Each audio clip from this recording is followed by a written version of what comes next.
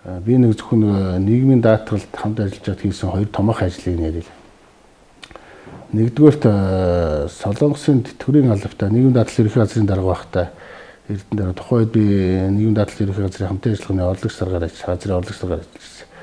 Солонгосын нийгмийн даатгалын тэтгэврийн албатай ууггүй өөрөө шургуу хөөцөлдөж явсны эцэст одоо энэ засгийн газрын хоорондын хилцээр байгуулж эдгээр хүмүүсийн нийгмийн даатгалын шимтгэлийг Монгол талд нь төлдөг болох энэ асуудлуудыг бол хөндөж одоо хилцэж олон удаагийн уулзалт ярилцлага хийсний үр дүнд бол 2006 онд энэ засгийн газрын хоорондын нийгмийн хамгааллын хилцээр байгуулагдсан. Энэ иргэдэн маань Солонгосын тэтгэврийн албанд тэтгэврийн даатгалын мөнгө суудгуулж ирсэн байна. Тухайн үед бол яг нарийн ярил Монгол Улсын засгийн газар энэ асуудлыг ерөөсөө оожооч авч үзэхгүй байсан. Энийг ууггүй хөөцөлдсөн эцэст хэдий одоо Монгол Солонгос хоёр тухайн үед нийгмийн хамгааллын салбарт нийгмийн хамгааллын хилцээргүй байсан ч гэсэн Монгол улсыг оруулж энэ 6 дахь орн болгож батлуулж чадсан. Тэгээ миний хувьд бол бас энэ ажлыг одоо нийгмийн даатгалын ерөнхий газар ажиллаж байх хугацаанд богинохон хугацаанд ч гэсэн яг энэ буцаа олголтын асуудлыг бас хариуцаж ажиллаж исэн.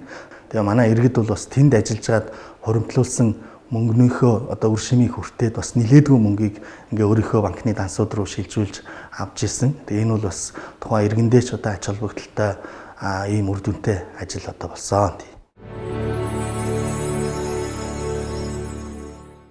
За энэ хилцээртэй одоо холбоотойгоор давхар нэг шийдсэн асуудал бол тухайн 2006 оны хилцээрээс өмнөх одоо тэр Солонгосын талд төлсөн нийгмийн даатгалын шимтгэлийн асуудлыг бас хамт шийдвэрлсэн. Нийгмийн даатгалын ерөнхий газраараа дамжуулж нэг ч хувийн хүү шимтгэлгүйгээр иргэдэд нь буцаан голгож тэнд ажилласан жилийг нь Монголд ажилласан жилээр тооцоолсон томоохон ажлыг бол зохион байгуулсан.